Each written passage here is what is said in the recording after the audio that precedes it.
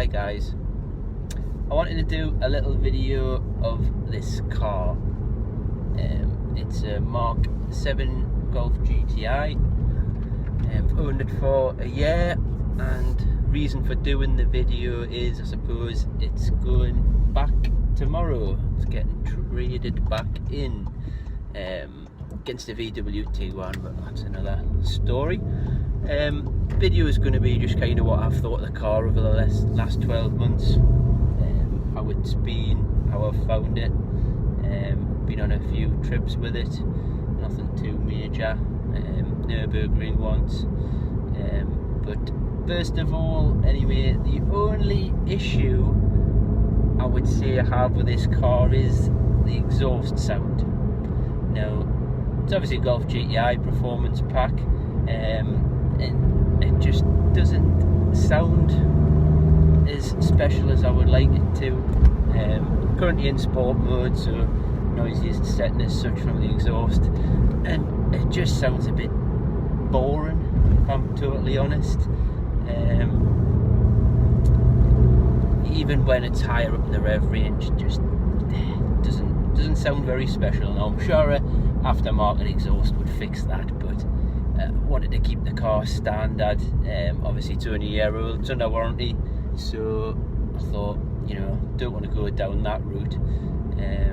But I'll show you what I mean in a second. Just coming through a 30 zone here, so I'll give it a bit throttle once we come out of the 30 zone, so you can hear what it's like.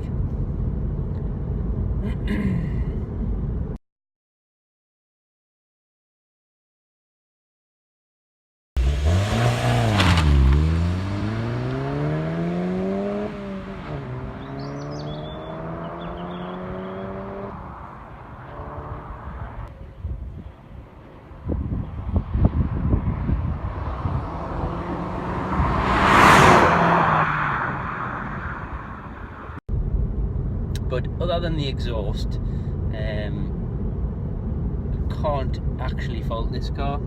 I'm actually quite sad to see it go, to be honest. But it's going to mean, if I give this back now, it's going to allow me to buy something a bit more special. Something along the lines of a more sports car type thing as opposed to a hot hatch. So budget would probably be 25, pushing to 30,000 possibly. Would like to know thoughts on that, so you can leave comments below, you know, with suggestions basically.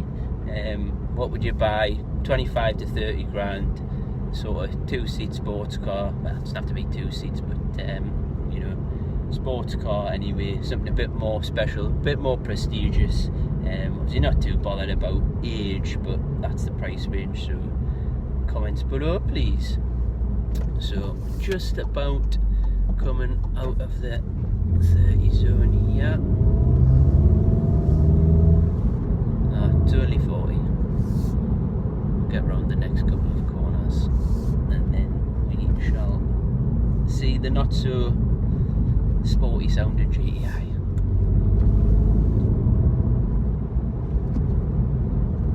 Right, so third gear.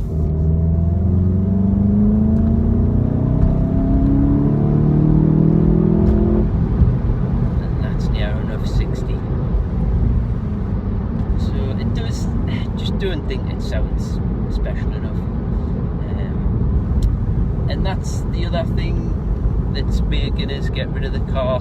Although it does look nice, and most car people know that GTI is a GTI, but average people, when it drives past, doesn't really look that much different to a normal Golf, if I'm being honest. No, it's got nicer wheels. Some people probably disagree with that, but that's my opinion. Although I love the look of the car, somebody my age now, it's kind of getting away from the hot hatches, I think. Want something a bit better.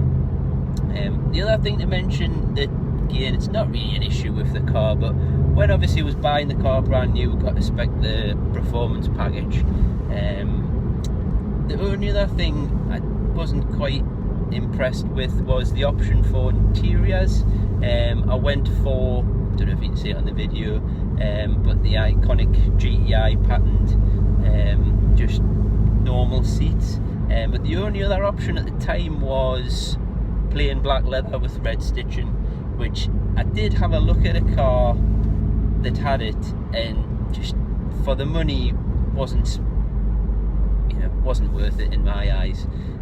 But some sort of different bucket seat would have been worth an extra couple of £1,000 in my option, and I would have potentially went for that had there been the option there, but that wasn't, so just stuck with the standard trim.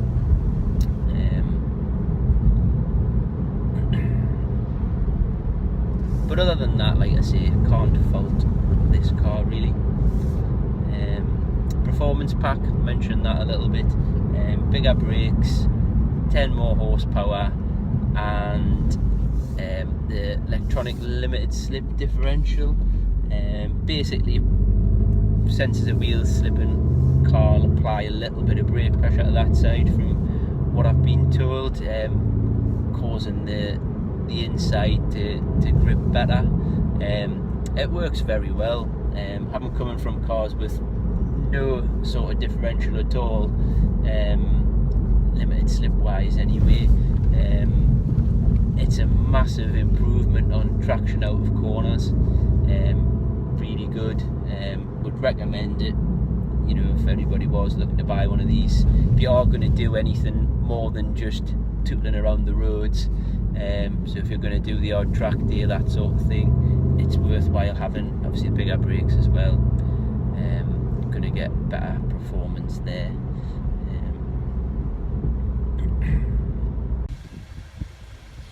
So I wanted to do a quick walk around of the car since it's going back today, just to give you a look at what it looks like. Obviously in white standard alloys.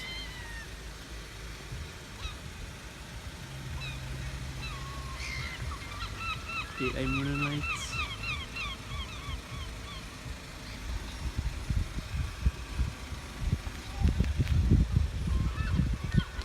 That's performance pack brakes, so slightly bigger brakes on it.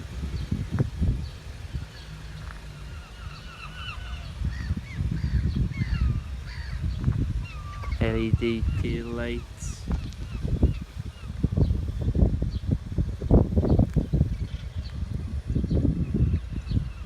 And that's it.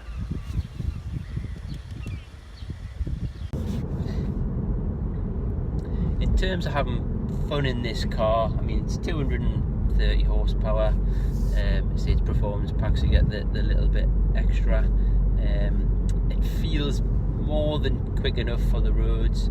I know there's remaps available that push these to around about the 300 mark, but like I've said before there, didn't particularly want to do anything performance modification wise, just from a warranty point of view. So I knew I wasn't going to keep this car for more than a couple of years, to be fair, when I bought it. So I can never make my mind up on keeping a car for very long. As soon as I bought a car, thinking about what to buy next. But performance terms, to be honest, I don't think you need that much more, unless the only thing you're bothered about is straight line races. But I mean, for the standard car as it is, I would say that out the box horsepower is more than enough, especially driving around normal roads. And again, just coming out of a 30 zone here, put the foot down, well, almost instant power delivery,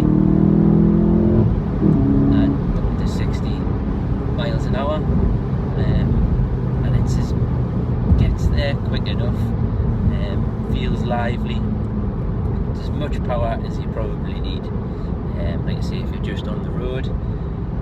But if you're doing track day stuff, could probably do, want a little bit more power. Obviously Club Sport S, around about the 260 5, I think, with a power boost function, so that might be where the sweet spot is for with a bit of chassis suspension tweaks for track work. But as this stands, it's fine for what it is.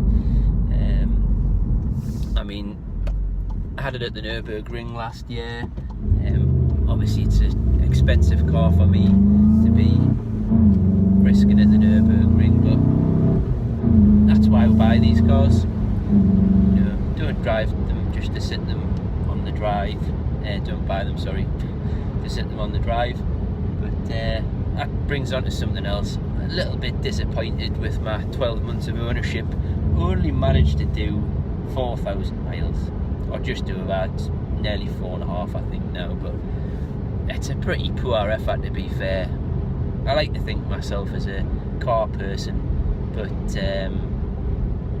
it's pretty poor showing, to be honest. Should be out more, but hopefully when this goes back, I'm going to be putting my Clio 172 Cup back on the road.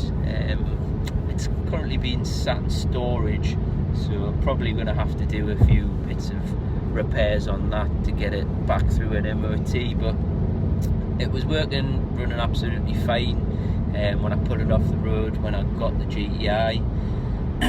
So I'll do some videos probably on what it actually needs to get it back on the road.